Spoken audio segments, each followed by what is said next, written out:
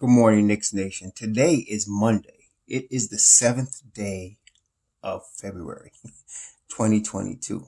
I hope you had a good weekend, a safe weekend, a healthy weekend.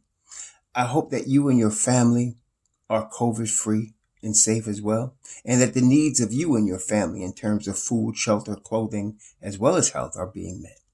Blessings upon those that work in the healthcare field and the first responders who daily are trying their best to save lives. Blessings upon those also that pick up garbage for us to keep streets and sidewalks clean, and those that make deliveries for our convenience. Double blessings on those that are trying to help rescue, deliver, and recover the victims of child pornography, the victims of child molestation, the victims of child prostitution, as well as prostitution and pornography, sex slavery operations, and human trafficking. Blessings upon those trying to help these victims. Blessings upon the souls of these victims. And double curses on the perpetrators, the profiteers, the perverts that traffic in this human misery. Finally, blessings upon the homeless. Nearly 600,000 men, women, and children without a roof over their head. Many of them not knowing also where their next meal is coming from. And millions around the world in similar or worse conditions. Blessings upon them. For theirs is the kingdom, and blessings upon those trying their best to alleviate that suffering. There will be a basketball game tonight. The New York Knicks are going to be playing the Utah Jazz. The New York Knicks just lost a game to the Los Angeles Lakers last Saturday night. And, I think I mentioned before, the game. I think we had a video Friday, and I mentioned before the game that this was a good opportunity for the Knicks to win a game. This was going to represent an opportunity for the Knicks to win because there was a couple of things. Number one, Julius Randle generally plays his best basketball against the Lakers, especially when Anthony Davis is there. Not only because they drafted Julius Randle and it didn't work out for him there, they traded him or they let him go. But also because him and AD have this thing going back to their Kentucky thing. So they're both from Kentucky. And so Julius Randle gets really hyped. I wish he got hyped like that for every game. But, that's another thing. Again, some of y'all just like to complain and whine, but it is what it is. But I was thinking we had a good chance to win this game for those reasons. Julius Randle will come out with fire. The Knicks generally play well against the Lakers. And not only that, Carmelo and LeBron were at least questionable, right? If not out. LeBron had missed 5 games with knee situation. Now, LeBron is 36. Father Time never loses, catches up to everybody. But when he is healthy, and he is healthy, he's still one of the best players on the planet, even at age 36. So he came back and played 40 minutes against the Knicks. The Knicks were destroying them in the first half. And the Knicks scored 71 points in the first half of that game. And look, they were up 21, come back and lose the game, right? In overtime. Now, if you didn't know who, if you were just a fan of basketball and you looked at the box score and you looked at what happened and you didn't know who these players were, right? Just as a basketball person, you would think the Knicks were playing like a young, inexperienced team, because that's what young teams do. They come out because usually they have a lot of young talent. They come out, they get to big leads and they can't hold them. They're going to give you a chance to come back because they're young and inexperienced. That's how the Knicks are playing, like a young, inexperienced team. The problem, of course, is on this so-called team that's playing like a young, inexperienced team, you got Julius Randle in his 8th year. You got Kemba Walker in like at least his 10th year. Same with Fournier. You got Nerlens Noel, in like his 10th year, right? You got Alec Burks in like his 10th year. So you got all of these veterans, and they're playing like a young team. So why am I bringing that up? Well, if they're going to play like a young team, and you got a lot of young guys, you might as well go ahead and play the young guys because they could do the same thing. You see what I'm saying? They could do the same thing. They could get big leads and give them up too. Only difference is, as the young crew gets experience, as young teams get experience and they start to mature, they don't do that anymore. They become good teams. Like Cleveland, they become good teams. So that was the story. I wasn't surprised they lost the game. Like I said, I thought they had a chance to win. And I think I told y'all that was going to be their best shot at winning the game, of winning on this road trip. This road trip is going to be brutal. They play Utah at Utah tonight, so it's not going to get any easier for them. And so it is what it is. So I was like, well, this is their best shot to win. If they could get a win here, at least they could have won one game on this road trip. But, it is what it is. It's going to be very difficult for them to win any games in this particular road trip. So they play in Utah tonight. They got Denver in a back-to-back in Denver tomorrow.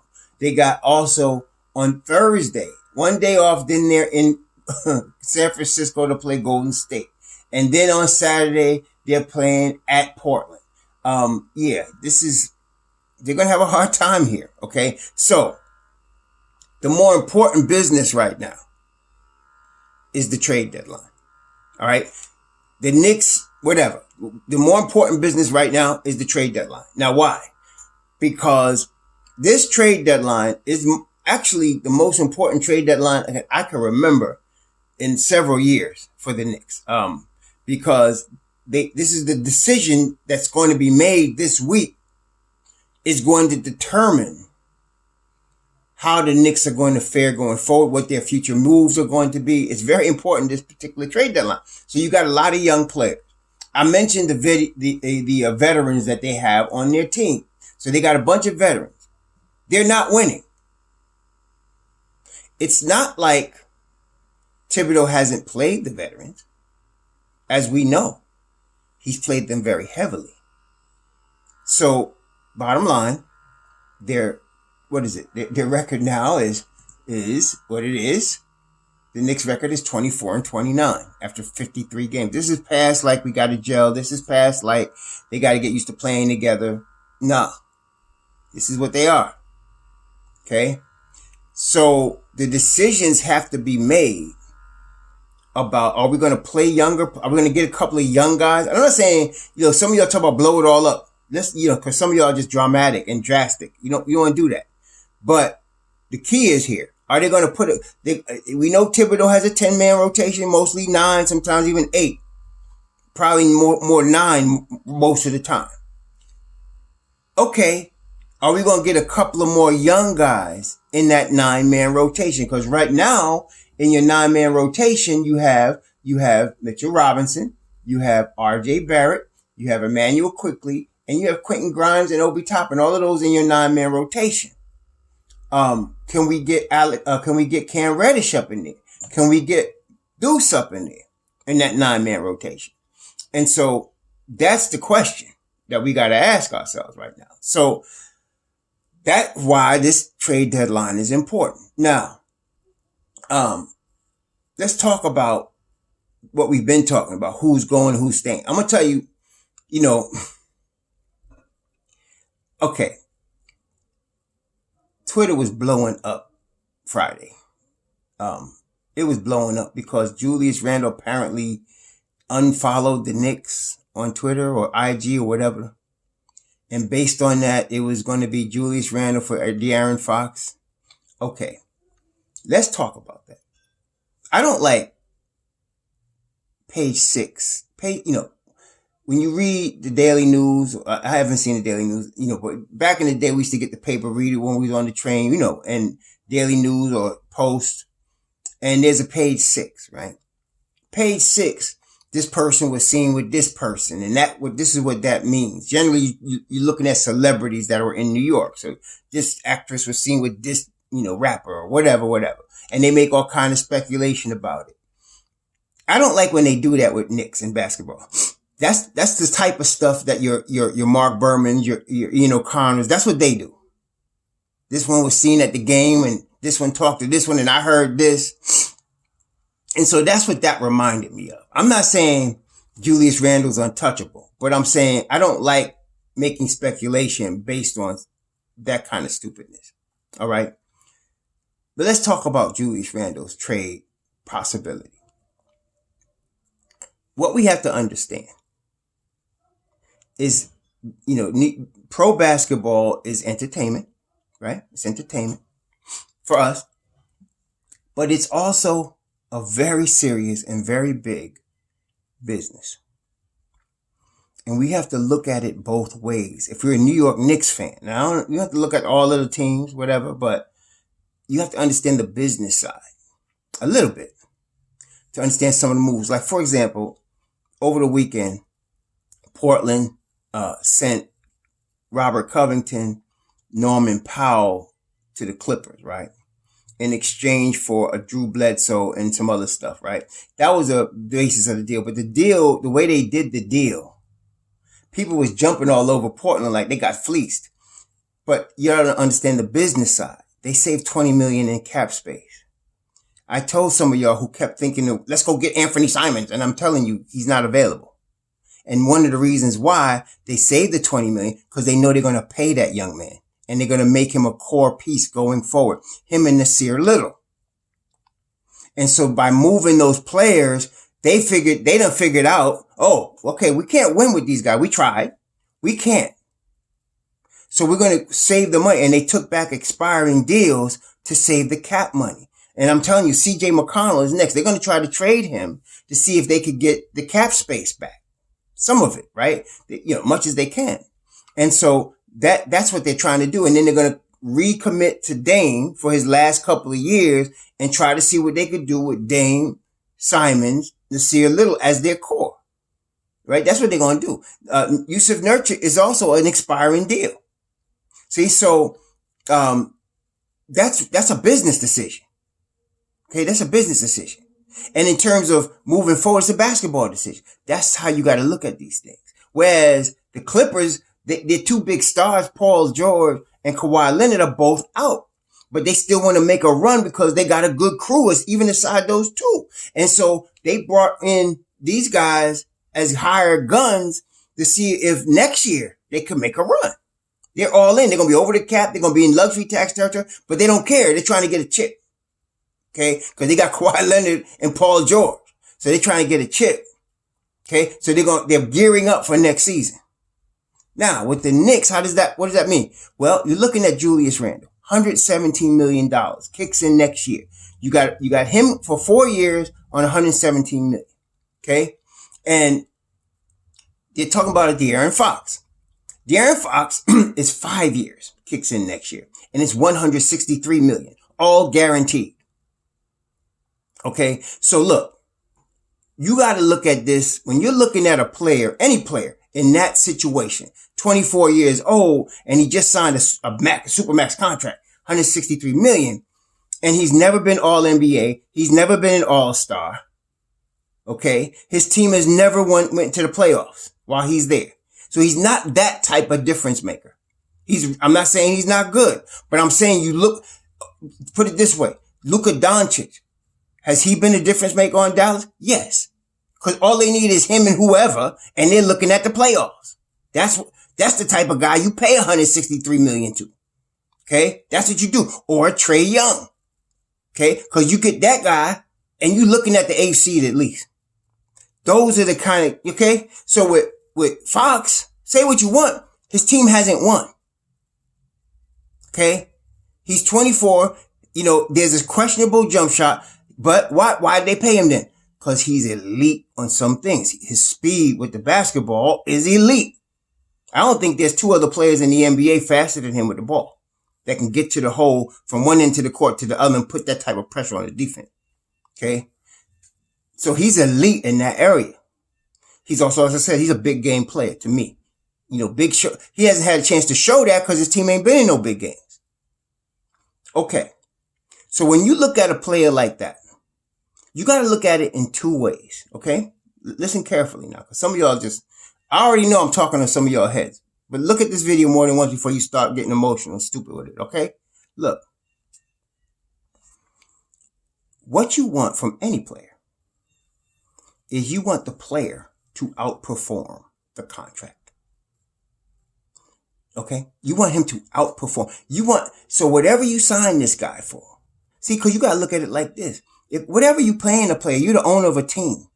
You're not taking no L. If you paying him whatever X dollars, you're going to be making whatever XYZ dollars. That's the key, right? So you want the player, if you're making an investment, to outperform the contract. You want to pay him, but you want him to be better than that.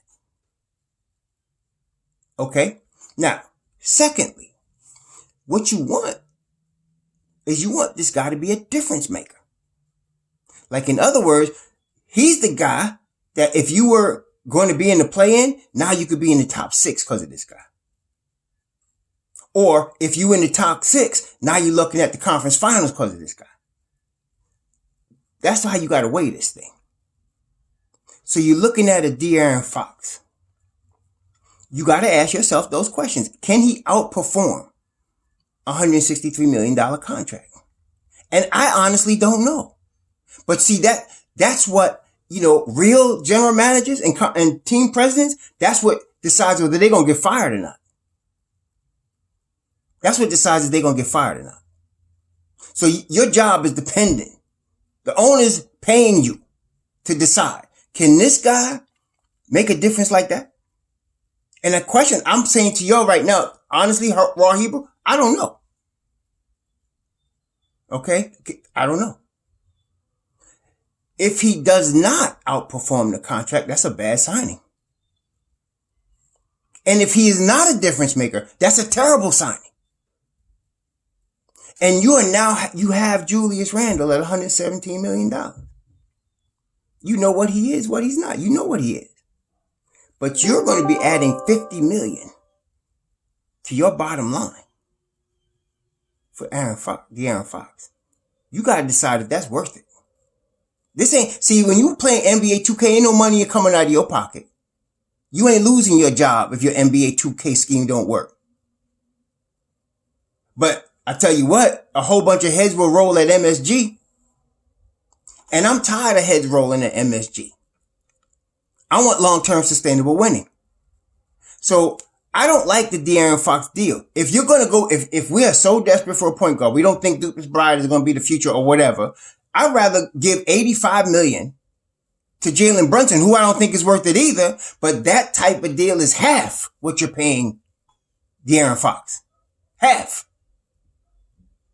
And with the salary cap just going up now to $121 million and the tax apron going up to $140 million, you got a little bit more room. So you sign a Jalen Brunson to, 4 years, $80 million, 4 years, $85 million.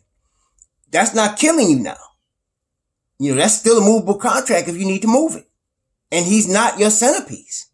He's not your superstar. You're not paying him like that. Okay?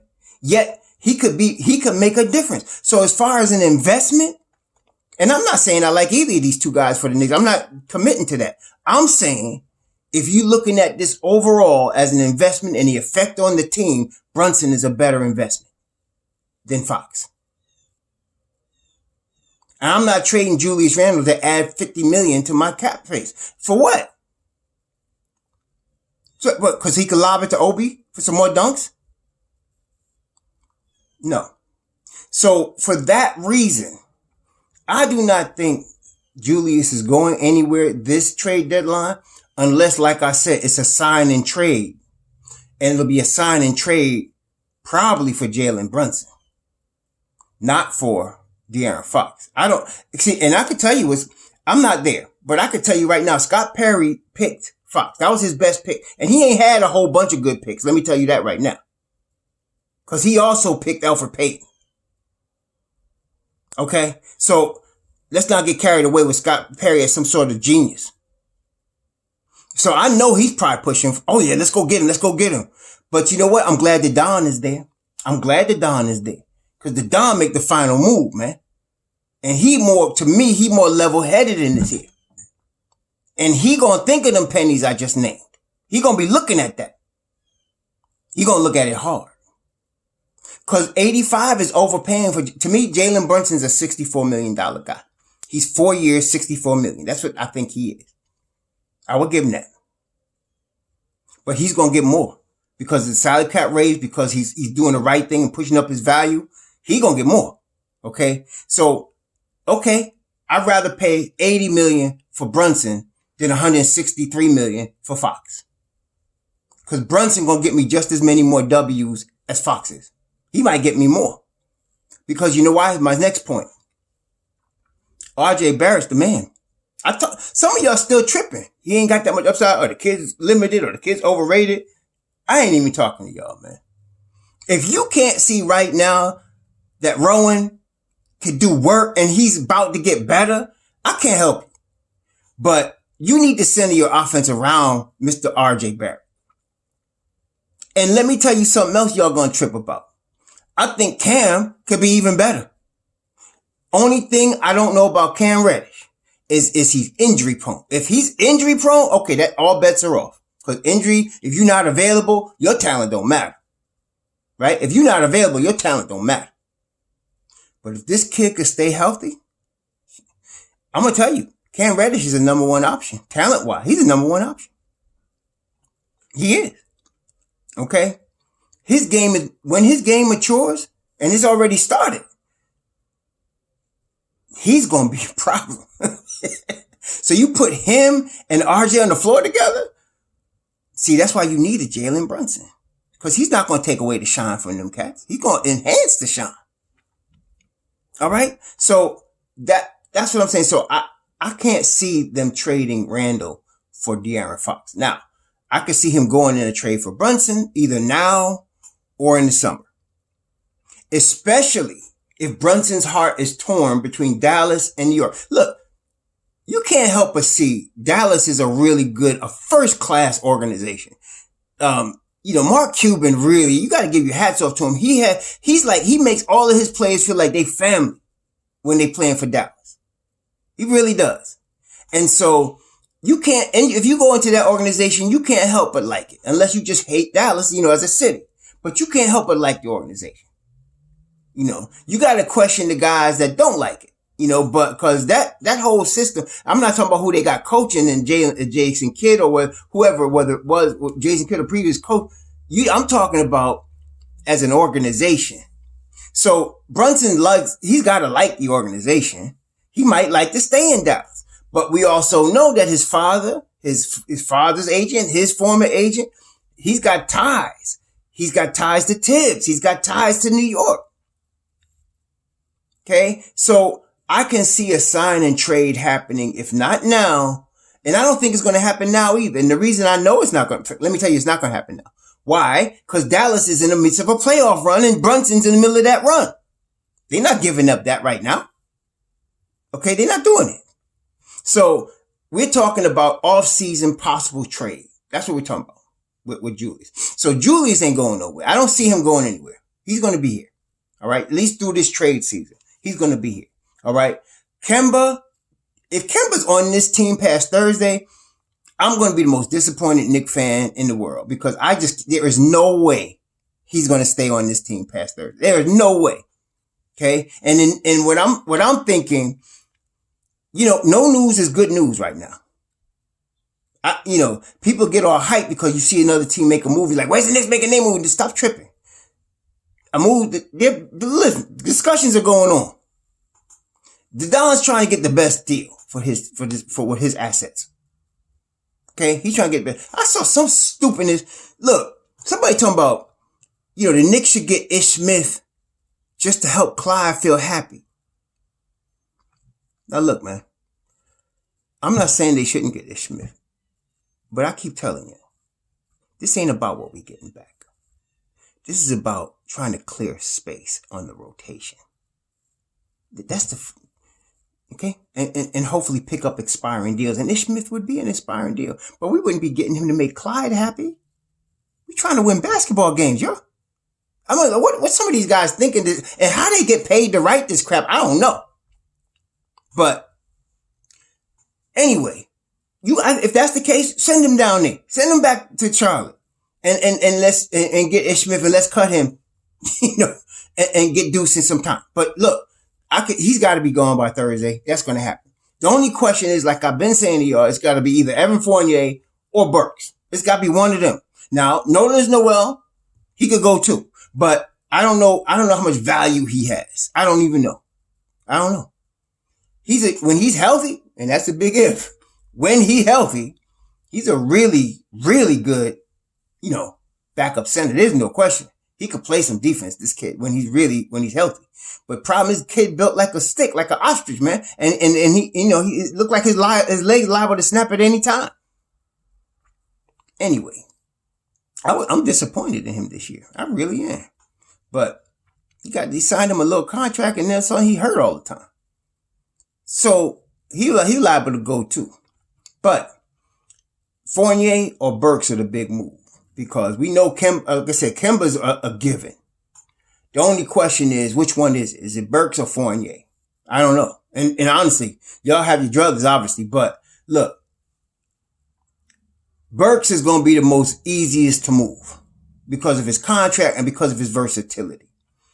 We talked about Fournier, and I told y'all, look at Ricky Rubio in Cleveland, because that's a $17 million deal. It's an expiring deal. He can't play. And so you could switch him with Fournier, and Cleveland would want that shooter. Well, we saw this weekend, Cleveland went and got Karis LeVert. Okay, fine.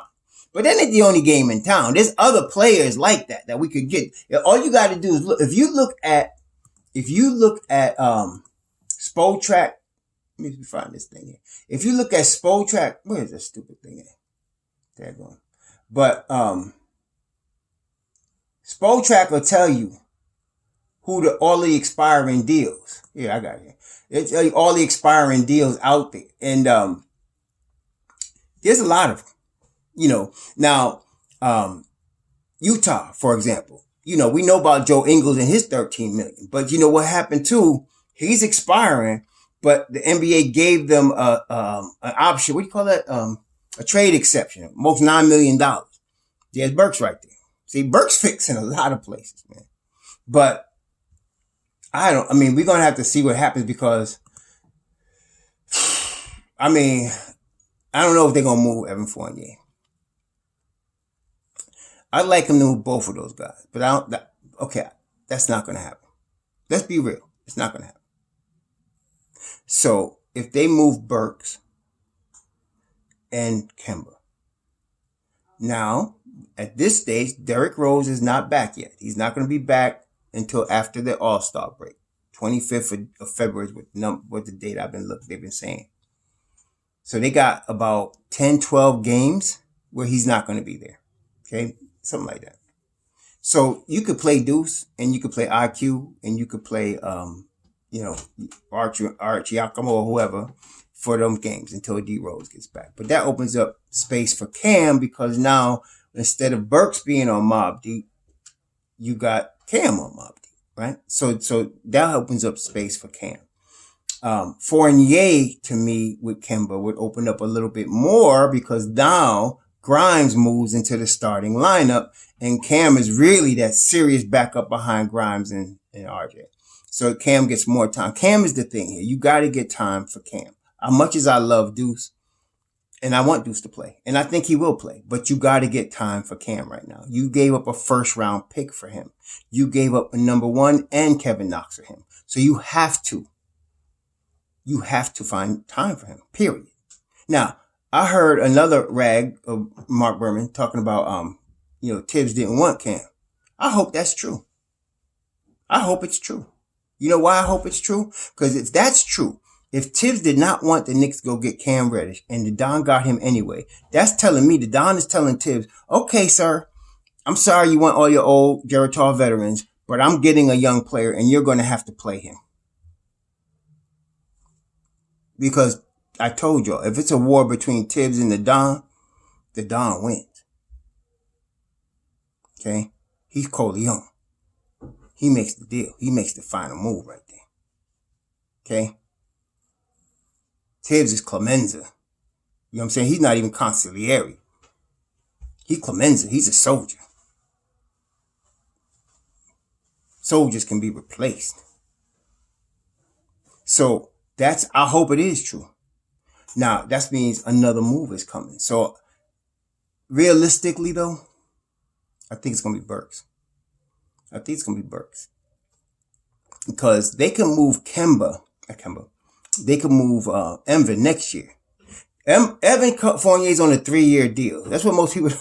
He's on a 3-year deal. Right now, Burks is on a 2-year deal. I know they put it in the paper for 4 years, 78 million. They put Burks and everybody for 3. No, those last years are team options. So Burks is on a 2-year deal right now.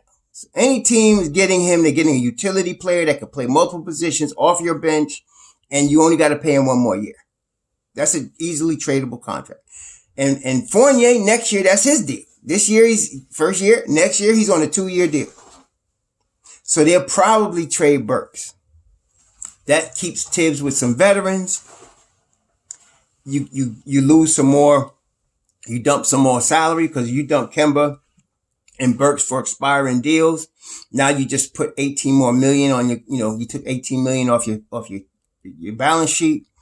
And so that's a good business decision. And now you're solving the Cam problem. You're getting Cam in the rotation.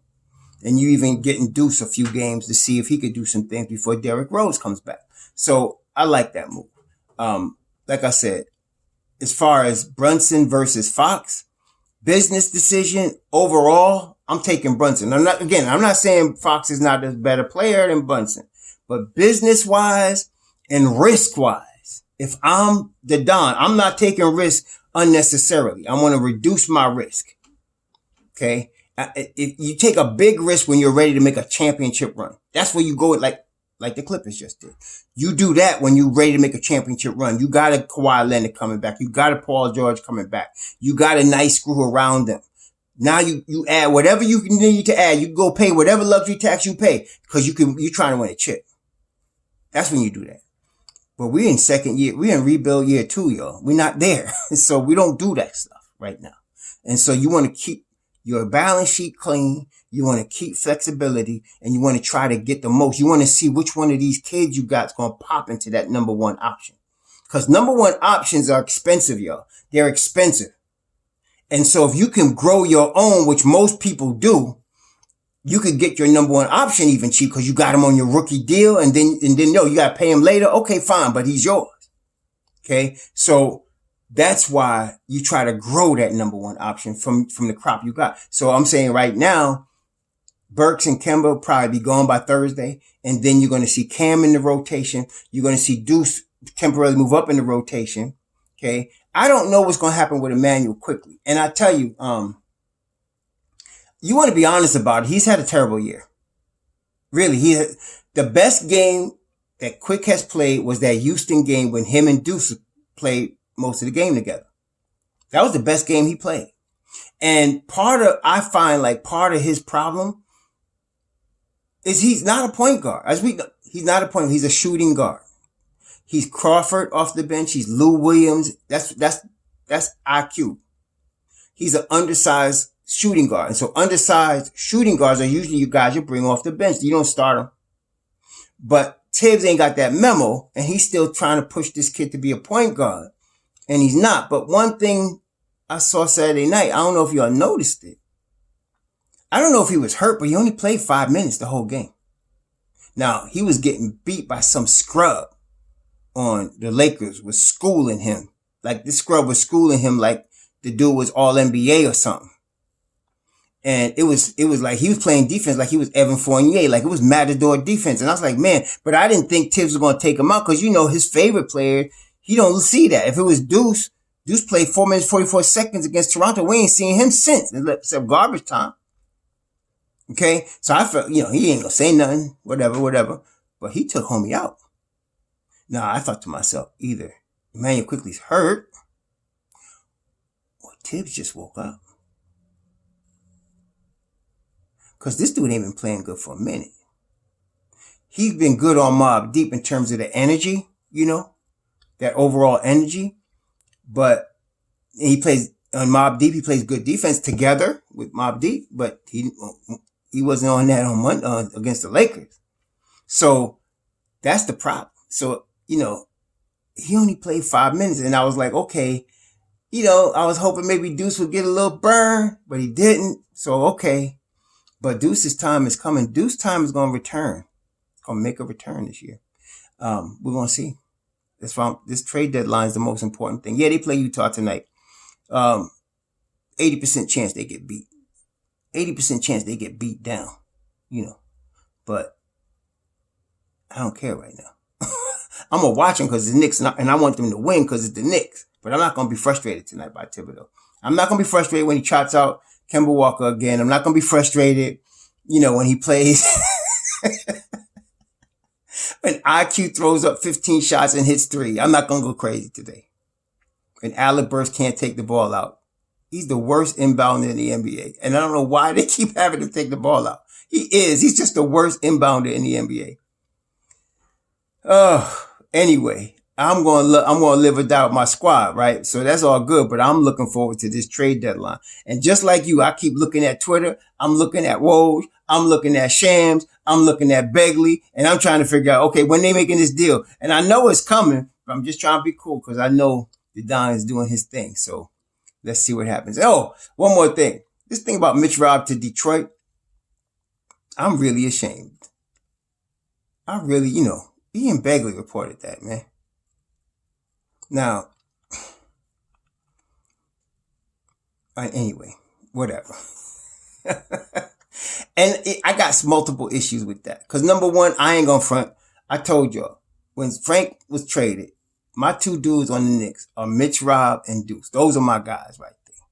Okay? So I am definitely biased toward Mitch Rob. We drafted him in the second round. I liked the kid when he first came. I still like him. I think he's got still tremendous upside. And look here. Who's coaching Detroit? Casey, right? Dwayne Casey. So you think, it's like saying if Greg Popovich called and said, I want Mitchell Robinson. I want him bad. Something is up, right? They see something. Dwayne Casey is not Pop, but he's a tremendous coach. He's building from ground up. So if he wants Mitchell Robinson, that tells you something about Mitchell Robinson. And they got the cap space to sign him to the money he wants. So if he goes there, I'll be sad, but I want to see him shine without being questioned with a coach that wants to play him. Now, Tibbs loves Mitch Rob, though. So I'll be surprised if he's traded. I would be surprised if he's traded. The Knicks should just bite the bullet and give him the $56 million and quit playing. But we'll see what happens anyway. We're going to see. Anyway, y'all have a good Monday. Be safe out there. Enjoy. Shalom.